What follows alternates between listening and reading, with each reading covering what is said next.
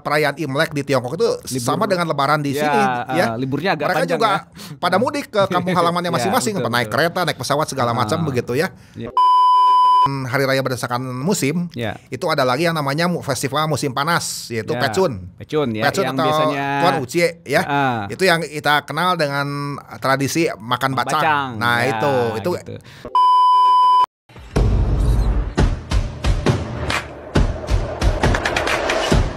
Ini cerita kita. Ya kawan-kawan vokal, jumpa lagi di podcast kita kali ini. Kali ini kita akan ngobrol dengan Ko Hakim ya, terus seputar budaya Tionghoa gitu kan. Dan salah satu yang menarik gitu ya, karena Ko Hakim ini juga aktif di ini ya, sering di dialog lintas agama juga ya gitu. Dan di tradisi Tionghoa itu kita suka ada perayaan-perayaan biasanya kok gitu ya. Jadi ada perayaan yang memang terkait dengan keagamaan atau terkait musim ya, atau terkait ini. Terus juga ada tokoh-tokoh tertentu mungkin yang diangkat di situ gitu ya, seperti itu. Nah, kita mau bahas nih tentang hari raya atau perayaan yang biasa dikerjakan oleh kalangan Tionghoa ya, terutama yang teman-teman di Indonesia sudah kenal. Yang pasti sudah kenal pasti Imlek lah ya. Kita semua udah pada tahu itu tahun baru dan pesta dan dapat angpau biasanya gitu. Tapi yang lain kadang-kadang suka lupa nih kok yang mana-mana aja gitu ya. Yang paling dekat biasanya kan setelah Imlek ya, 15 hari ada Cap Gomeh ya. Cap Gomeh. Gitu. Nah, itu ngapain tuh kok kalau Cap Gomeh? Ya. Jadi kalau misalkan kita bicara Imlek dan Cap Gomeh itu satu rangkaian, satu paket ya. Jadi Cap Gomeh itu merupakan penutupan dari Imlek.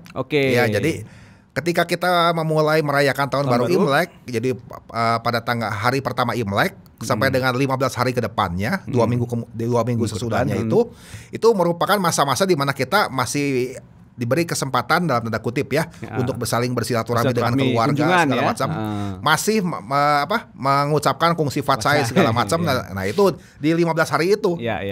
Kalau sesudah lewat Cap Gomeh itu udah jangan mengucapkan lagi kungsi fatsai, itu dianggapnya udah basi, itu udah lewat gitu. Nah, itu. Nah, itu. Dan di tradisinya dulu berarti tanggal 15 itu memang udah mulai balik kerja lagi ya. Jadi kan tanggal 1 tuh bisa ngumpul sama keluarga gitu ya. Jadi itu. Kalau yang saya tahu, yang saya pernah lihat itu terutama di Tiongkok ya, saya perhatikan melalui berita gitu, ternyata perayaan Imlek di Tiongkok itu sama dengan Lebaran di sini ya. Liburnya agak mereka panjang juga ya. Pada mudik ke kampung halamannya masing-masing, naik kereta, naik pesawat segala macam begitu ya. Sama seperti tradisi mudik pada saat Idul Fitri kalau di Indonesia itu. Gitu. Jadi pas Imlek tuh silaturahmi keluarga ya. saling waktu sekitar 2 mingguan lah kumpul, gitu ya. Makan bersama, saling mengucapkan kungsi fatsai segala macam, dan batasnya sampai dengan Cap Gomeh. Nah, gitu. Sesudah Cap Gomeh jangan lagi ngucapin kungsi fatsai, udah basi. Masa dikasih waktu 2 minggu masih nggak bisa juga, ketemu ya gitu. Ya, jadi bisa gitu. Nah, itu biasanya tuh hari raya yang di Imlek dan Cap Gomeh itu di musim semi ya biasanya. Gitu. Nah, kalau yang lain ada nggak kok apa kira-kira? Jadi kalau Imlek itu merupakan festival musim semi. Merupakan satu penanda berakhirnya tahun yang lama memasuki tahun yang baru begitu ya. Nah, itu jatuhnya antara sekitar akhir Januari atau Februari, sampai dengan pertengahan Februari, itu jatuhnya sekitar antara waktu itu. Kemudian ada lagi kalau misalkan berdasarkan hari raya berdasarkan musim, itu ada lagi yang namanya festival musim panas, yaitu Pecun. Pecun atau biasanya Tuan Ucie ya. Itu yang kita kenal dengan tradisi makan bacang. Nah, itu gitu. Tahun ini akan jatuh pada tanggal 3 Juni. Bulan depan tanggal 3 Juni itu merupakan perayaan Pecun atau Tuan Ucie. Nah, itu. Karena itu terkait satu ini ya, kalau itu tokoh ya, ada tokoh yang di ini. Jadi menurut kisahnya itu pernah pada zaman dahulu kala itu di Tiongkok, pernah ada seorang menteri, seorang yang jujur dan benar-benar setia kepada negara. Tapi difitnah gitu ya. Namanya Chi Yen atau Kut Guan kalau dalam dialek Hokkiannya itu. Dia itu difitnah oleh dalam tanda kutip lawan-lawan politiknya lah gitu. Nah, kemudian sehingga akhirnya oleh raja. Tadinya dia dekat dengan kaisar ya, salah seorang tokoh penasehat kaisar gitu ya. Karena kaisar pun termakan hasutan dari para lawan-lawan politiknya ini, kemudian akhirnya Chi Yen itu dikucilkan, dibuang gitu. Nah, akhirnya Chi Yen pun merasa kecewa dan kemudian dia bunuh diri. Bunuh diri dengan menerjunkan ke dalam sebuah danau. Danau Miluo namanya itu. Nah, rakyat yang bersimpati kepada Chi Yen ini ya, ketika melihat bahwa sang menteri yang jujur dan setia ini kemudian mengakhiri hidupnya dengan cara seperti itu, terjun ke telaga, ke danau begitu. Akhirnya rakyat pun berbondong-bondong ingin menyelamatkan Chi Yen gitu ya. Nah, mereka mendayung perahu ke tengah danau itu, maksudnya untuk menolong si Chi Yen ini gitu ya. Nah, dari dari cara para penduduk ini mendorong perahu ke tengah. Dari sinilah muncul lomba perahu naga pada setiap Dragon Boat Festival itu ya. Itu. Nah, itu Dragon Boat Festival gitu. Itu dari sana mulainya gitu. Kemudian setelah sampai ke tengah-tengah danau itu mereka menaburkan itu nasi. Nasi supaya maksudnya supaya ikan-ikan yang ada di telaga itu biar pada makan nasi itu jangan memakan tubuh dari si Cian ini gitu. Nah itu. Nasi yang kemudian dikepal-kepal dilemparkan ke danau begitu. Dari sinilah muncul bacang itu. Oke. Jadi dari situ orang belajar tentang kesetiaan dan loyalitas kira-kira gitu ya. Iya betul. Dari situ orang belajar filosofinya itu tentang kesetiaan dan loyalitas dan cinta tanah air begitu. Nah itu. Jadi yang cinta pada rakyatnya akan tetap selalu dicintai ya seperti itu konteksnya gitu. Itu menarik itu. Jadi itu biasanya yang kalau di Tangerang atau beberapa tempat tuh ada yang sampai ngias perahu tuh ya kok ya. Iya itu kalau di Indonesia itu yang tradisi tahunan itu pada setiap petsun itu terutama di Sungai Cisadane. Betul. Di Tangerang itu ada lomba perahu naga di sana. Lomba mendayung perahu gitu. Yang lain biasanya di rumah-rumahnya masak bacang ya. Seperti itu. Kata petsun sendiri, petsun itu dialek Hokian, kalau bahasa Mandarinnya pacuan. Pacuan artinya mendayung perahu. Betul, itu. Mendayung. Itu dari sana itu muncul istilah tersebut. Dan akhirnya ada lagunya itu. Dayung Sampan. Dayung Sampan kan itu yang akhirnya dinyanyikan sama Teresa Teng beda lagi. Titik Sandora. Iya, akhirnya diadopsi sama ini kan Teresa Teng jadi Tian Mimi tapi lagu romantis. Betul. Jadi lagu romantis. Lagu Dayung Sampan, lagu pop Melayu yang kemudian malah diadaptasi diubah menjadi lagu Mandarin. Iya, betul itu menarik tuh teman-teman ceritanya. Oke, banyak orang yang menyangka kalau Tian Mimi itu asli dari Dayung Sampan itu menjiplak Tian Mimi sebetulnya yang Dayung Sampan dulu ya. Betul. Sebetulnya itu Tian Mimi itu yang justru menjiplak Dayung Sampan begitu. Betul. Itu lagu asli Tangerang sebenarnya itu seperti itu. Oke. Cuma waktu itu dibawakan dengan irama gambang kromong. Iya, jadi beda ya jadi bawaannya gitu. Nah, tuh itu dari pas di musim panas ya, itu musim panas. Yang lain apa lagi kok? Kalau sudah musim panas beralih ke musim semi. Musim gugur. Sorry, autumn, musim gugur. Pada musim gugur itu yaitu jatuh pada setiap tanggal 15 bulan ke-8 penanggalan Imlek. Itu ada yang namanya Mooncake Festival ya. Bulan ya. Chung Chiu Chie namanya itu kalau bahasa Mandarinnya itu kita merayakannya dengan makanan khas yaitu kue bulan. Nah, biasa kalau misalkan ke daerah Pasar Baru segala macam banyak yang jual. Enak kok soalnya. Itu kayak semi kayak bolu tapi ada rasa ininya ya. Jadi apa ya? Agak keras memang. Semacam bolu dengan beraneka macam rasa cuma memang agak keras gitu ya. Nah, itu filosofinya apa kok kalau kue bulan berarti? Karena gini, jadi pada saat Chung Chiu Chie itu ada legendanya juga. Legenda tentang Dewi Bulan tuh. Oke. Nah, Dewi Bulan Chang'e gitu ta. Jadi konon pada setiap bulan ke-8 tanggal 15 tuh Dewi Bulan tuh lagi nangkring di bulan katanya gitu. Itu kalau misalkan Anda pernah nonton film Kerasakti, itu tokoh Dewi Bulan ini yang ditaksir sama si Cupat Kai itu. Betul. Makanya dia bilang beginilah cinta ya, tidak berakhir gitu kan. Dan sejak dulu beginilah cinta ternyata tidak berakhir katanya begitu. Itu Dewi Bulan. Jadi biasanya di hari raya itu orang bikin kue bulan ya. Bareng pada saat malam bulan purnama raya, pada saat bulan ke-8 tanggal 15 itu biasanya sambil menikmati indahnya bulan purnama mereka ngumpul di halaman gitu ya, di udara terbuka, menikmati keindahan bulan purnama sambil makan-makan. Kalau anak-anak pada main segala macam itu gitu ya. Jadi semacam suatu tradisi kumpul setempat begitu ya. Untuk kumpul. Tapi memang ini dibandingin yang lain mungkin nggak terlalu banyak di Indonesia ya. Jadi nggak terlalu ada kuenya ada tapi biasanya nggak sampai dirayakan sampai kayak Imlek atau Cap Gome atau Pecun tadi ya gitu. Bahkan itu nggak hanya jangankan orang yang bukan Tiongkok, orang Tiongkoknya sendiri kadang-kadang nggak tahu. Generasi anak sekarang ini kue apaan sih katanya gitu. Gua baru lihat tuh. Padahal itu kue dari zaman leluhurnya dia itu. Oke, itu tadi musim gugur ya. Jadi pas musim dingin, kalau musim dingin ada lagi nih satu tradisi khusus yaitu ronde, jatuhnya pada tanggal 22 Desember itu hari raya disebutnya itu hari raya Ronde Jahe gitu ya. Istilahnya itu apa ya? Ini apa? Aduh, kok lupa lagi namanya. Bukan, istilahnya tuh apa? Yang dimakan tangsik. Oh, tangsik. Ya. Tungce istilahnya tuh. Kadang istilahnya suka lupa. Ada beberapa istilah agak mirip-mirip soalnya. Tungce, tangsik gitu ya. Jadi ronde jahe kalau misalkan itu apa? Yang disebut dengan kuah air jahe panas begitu ya. Jadi maksudnya itu untuk menghangatkan badan. Karena pada saat bulan Desember itu ya pada saat jatuhnya perayaan Tangcek ini di Tiongkok pada zaman dulu itu merupakan puncak musim dingin. Ya. Jadi pada saat itu orang-orang karena sangat dingin, jadi membuatlah satu penganan khusus di musim dingin, yaitu kue ronde yang disiram dengan kuah air jahe hangat, yaitu untuk menghangatkan tubuh begitu. Nah, dan itu diminum bareng-bareng sama keluarga ya, dinikmati. Ya betul.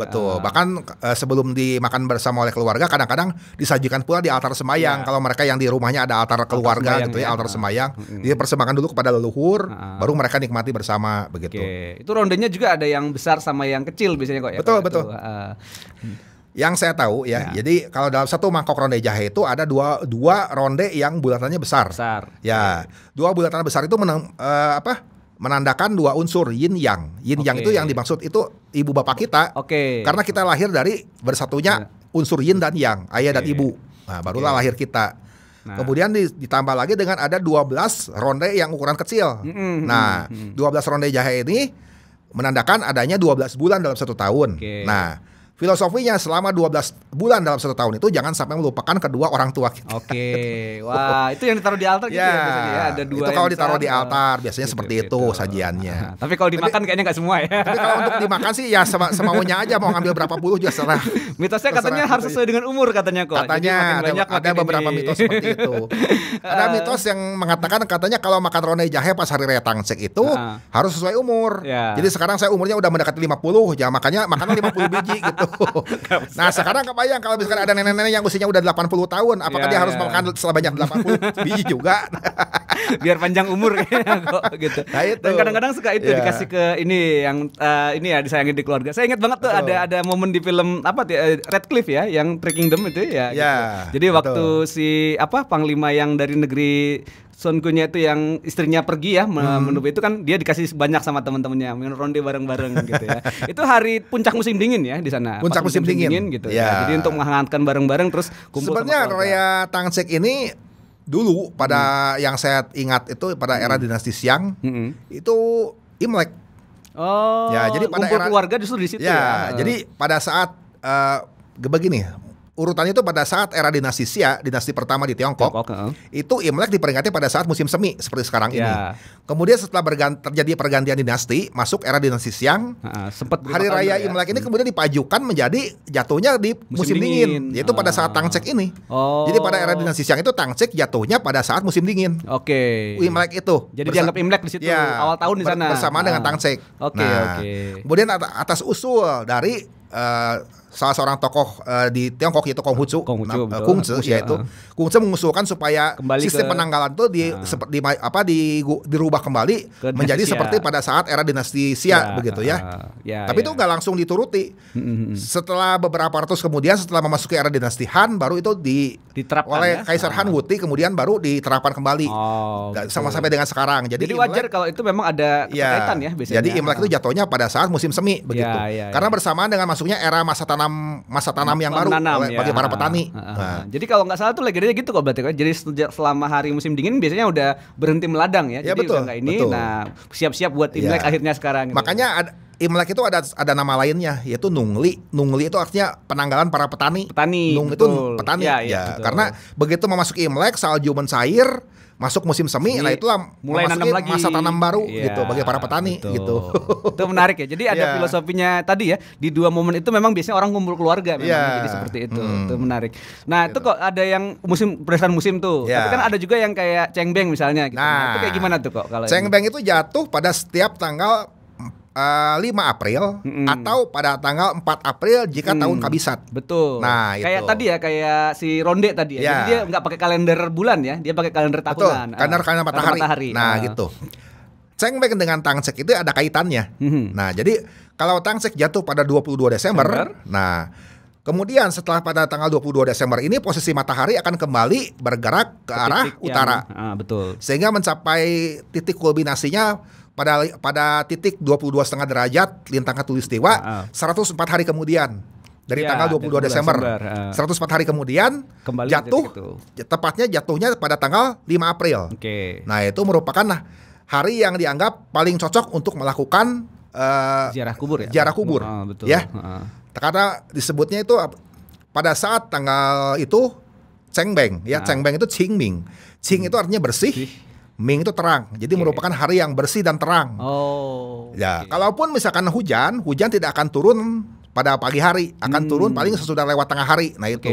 Jadi pada saat pagi harinya tuh waktu yang cocok untuk melakukan ziarah kubur, membersihkan makam leluhur ya. Nah, karena mungkin selama setahun makam leluhur kita itu jarang kita tengok. Karena kita kan nggak mungkin tengok makam keluarga tiap hari gitu ya. Ada momennya yaitu pada saat Cengbeng ini. Biasanya kan kalau di kuburan-kuburan Tionghoa itu kalau biasanya itu banyak tumbuh rumput-rumput rumput-rumput gajah tuh. Nah, pada saat itulah rumput-rumput itu kita bersihkan, kuburannya kita sapu dan kita kalau misalkan ada perlu yang diperbaiki, perbaikilah pada itu. Jadi setelah selesai membersihkan, kemudian diakhiri dengan ritual bersembayang, menghormati leluhur yang dimakamkan di sana begitu. Itu biasanya memang jadi ini ya, jadi momen yang dipakai untuk mengingat leluhur kita dan juga untuk ini ya. Bahkan kalau di Bandung sendiri itu saya ingat ada beberapa rekan saya yang berasal dari Bangka, itu justru mereka kalau pas Imlek mereka nggak pulang kampung, pas pulang kampungnya tuh pas Cengbeng, sekalian menengok keluarga yang ada di sana, sekalian juga menengok makam leluhur yang ada di sana begitu. Betul. Kan momennya berdekatan tuh antara Imlek dengan Cengbeng cuma beda 2 bulan. Ya daripada nanti Imlek pulang lagi, Cengbeng pulang lagi. Udah sekalian nanti pas Cengbeng aja pulangnya gitu. Itu menarik ya karena memang jadi momen akhirnya kayak kembali ke asal ya, kayak ziarah gitu ya, kayak ini seperti itu. Kalau sekarang mungkin kebanyakan udah kremasi, berarti ditaruh di mana tuh kok Cengbeng? Nah, kalau misalkan yang dikremasi itu boleh kalau misalkan udah nggak ada kuburannya karena dikremasi ya, itu boleh melakukan tabur bunga di laut. Biasanya kan kalau yang dikremasi itu kan abunya kan disimpan ada yang disimpan di rumah abu, atau juga yang disebarkan di larung ke laut. Kalau misalkan di larungnya misalkan di Cilincing, misalkan ke Jakarta, ya udah aja tabur bunga di sana. Ya, pada saat Cengbeng datanglah ke Cilincing melakukan tabur bunga di laut. Ya sama aja gitu. Wah, ini intinya menarik. Jadi mengingat leluhur, jangan sampai melupakan begitu. Wah, ini kita udah belajar beberapa nih ya. Udah banyak yang nih. Beberapa teman-teman mungkin masih merayakan Imlek sama Cap Gome ya, tapi beberapa mungkin ada yang udah agak kelupaan juga tadi gitu. Apalagi misalkan ditaruh di rumah abu ya sembayangan di rumah abu gitu, biasanya kayak gitu ya gitu. Nah, itu jadi kita lihat beberapa yang mungkin sering dirayakan ya di kalangan Tionghoa di Nusantara ya gitu. Ada lagi nggak kok kira-kira yang beberapa yang unik ya, kayak kalau yang diriin telur tuh pas kapan ya? Pas yang mana? Yang biasanya orang suka rame-rame mendiriin telur tuh ya. Oh, itu pas Pecun ya, yang pas ini ya tadi nanti ya. pada saat 3 Juni itu. Pada saat Pecun itu ya, jadi diyakini bahwa posisi matahari akan berada satu garis lurus dengan medan magnet bumi. Gitu. Sehingga pada saat itu pada saat jam 11 dari mulai jam 11 siang sampai jam 1 siang. Itu kalau kita memberdirikan telur, itu telur bisa berdiri tegak lurus. Berdiri ya, lurus gitu. Itu karena pengaruh dari medan magnet bumi itu. Gitu ya. Ya, itu ada beberapa tradisi-tradisi unik yang memang sering dipakai gitu ya. Jadi itu. Dan di beberapa ini ya, komunitas Tionghoa internasional juga itu memang ada momen-momen seperti itu ya. Jadi memang biasa dirasakan ada perayaan-perayaan khusus gitu ya. Jadi kayak tadi gitu. Kalau Cap Gome mungkin kalau di luar mungkin apa ya? Lantern Festival ya kalau dikenalnya ya. Lantern Festival. Gitu, Dragon Boat tadi kalau Pecun itu gitu ya. Kalau misalkan perayaan Cap Gome kalau di negara asal di Tiongkok, di Taiwan segala kebanyakan sih festival lampion betul ya. Jadi pakai kalau di beberapa negara Asia Tenggara itu ada yang melakukan kirap. Yang pawai budaya gitu. Pawai budaya membawa patung-patung yang di kelenteng diarah keluar begitu. Betul. Itu sebenarnya asal mulanya berasal dari kawasan Asia Tenggara. Betul. Kalau di Indonesia Singkawang paling khas ya. Itu yang paling itu sebenarnya ritual menolak bala. Kemudian ritual menolak bala kemudian berlanjut menjadi sebuah tradisi tahunan. Iya, betul. Dan di Singkawang itu akulturasi sama budaya setempat juga ya. Budaya Dayak. Jadi menarik juga. Jadi tontonan yang banyak lah gitu. Di Bandung kadang-kadang kita buka kirap budaya kok ya. Kadang-kadang ada ya. Pawainya kadang-kadang Cap Gome ada ya biasanya kalau ini dari dulu sempat diadakan mulai 2011, kemudian sempat terhenti pada sekitar 2015. Dan sampai sekarang pun belum ada lagi. belum ada lagi wacana untuk mengadakan kembali ya. Karena pandemi. Tapi kalau salah di beberapa kota ada ya. Di Bogor ya kalau salah. Bogor itu ada. Gitu. Bahkan itu dijadikan satu momen pariwisata ya. Pariwisata juga. Bogor Street Festival. Iya. Terutama di jalan kalau teman-teman yang di Bogor tuh Surya Kencana ya gitu. Itu ada banyak tempat makanan dan ini dan beberapa kelenteng dan vihara yang tua di sana ada. Kompleks 1 tahunnya Bogor di sana memang. Gitu. Itu menarik teman-teman. Jadi kita udah dapat sekilas ya gambaran tadi dari Ko Hakim tentang hari raya yang biasa dirayain ya gitu. Jadi sebetulnya ada hari raya yang tidak umum dirayakan juga ada. Misalnya kayak gimana? Misalnya itu kalau pada setiap bulan ke-7 Imlek tanggal 7. Tanggal 7 bulan 7. Ya, tanggal 7 bulan 7 Double Seven itu ya. Itu ada festival yang disebutnya Chinese Valentine Festival. Oh iya, hari kasih sayang. Hari kasih sayangnya versi Tiongkok gitu ya. Betul. Itu. Cuma mungkin jarang, itu hari raya yang jarang diperingati sehingga kadang-kadang orang pun nggak ngeh kadang-kadang ya. Tapi kayaknya kalau di Taiwan atau di Tiongkok masih ya. Ada yang merayakan.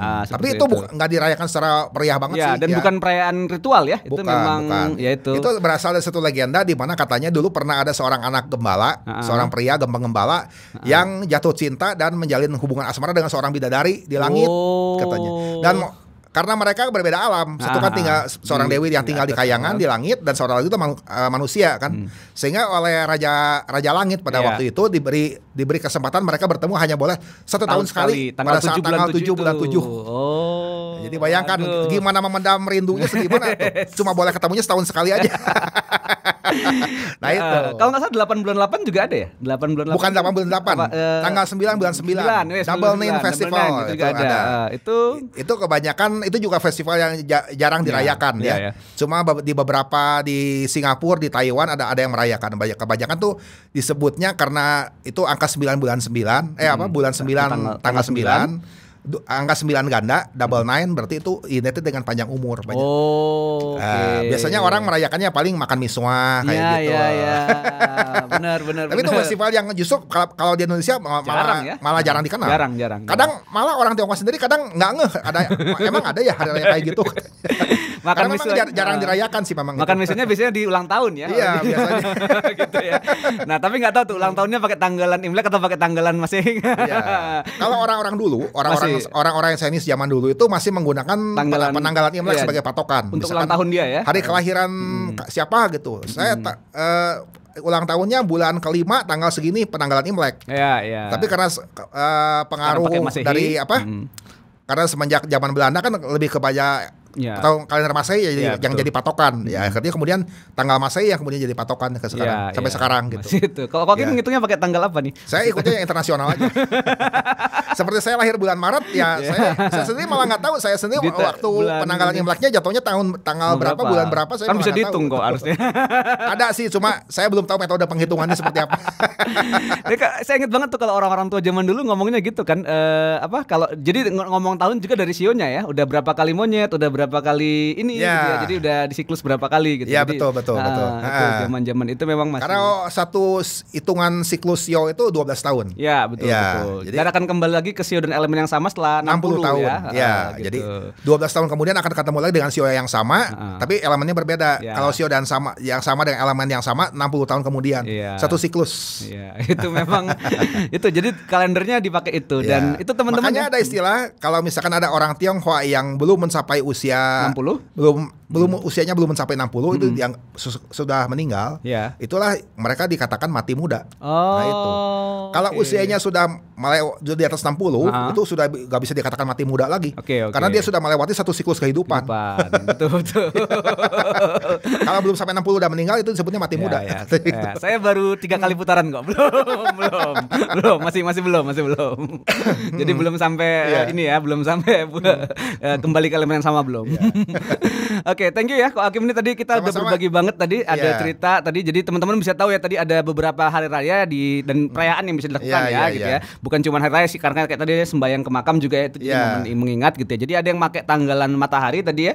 Jadi di bulan April dan di bulan Desember tadi. Terus ada juga yang umumnya pakai tanggalan bulan gitu ya, kalender Imlek gitu. Jadi ini, dan beberapa mungkin masih sering dipraktekkan dan teman-teman udah pada tahu, tapi beberapa tadi ada yang benar-benar mungkin baru tahu gitu ya. Nah, silakan teman-teman share di kolom komentar ya, teman-teman hari raya yang teman-teman tahu itu yang mana, apa yang bisa dirayakan gitu ya, dan apa yang bisa ini. Ada waktu-waktu untuk sembahyang rutin juga ya memang ya, dari setiap tanggal 15 ya kalau nggak salah ya. Ada kalau sembahyang yang rutin di kalangan terutama bagi para penganut Tao, Buddha dan juga Konghucu ya, itu setiap tanggal 1 dan tanggal 15 penanggalan Imlek. Atau ya kita kenal dengan istilah Cai Cap Go itu ya. Nah, jadi di bulan matinya pertama sama di purnamanya ya? Iya. Gitu. Pada saat bulan mati atau bulan tiada bulan sampai dengan pada saat puncak purnama ya, gitu. Ya. Itu juga dirayakan. Biasanya kalau di teman-teman yang Buddha, Konghucu atau tahu itu memang ada sembayangnya ya. Sembayang rutin seperti itu. Itulah waktu untuk bersembayang gitu. Oke, makasih banget Ko Hakim ini sudah berbagi soal raya. Terima kasih teman-teman yang sudah menyaksikan juga. Jumpa lagi di obrolan vokal berikutnya masih dengan tema-tema menarik seperti ini dan mungkin kita ketemu Ko Hakim lagi nanti ya. Boleh, gitu. Siap. Ya, sampai jumpa teman-teman. Dadah. Yuk, dadah.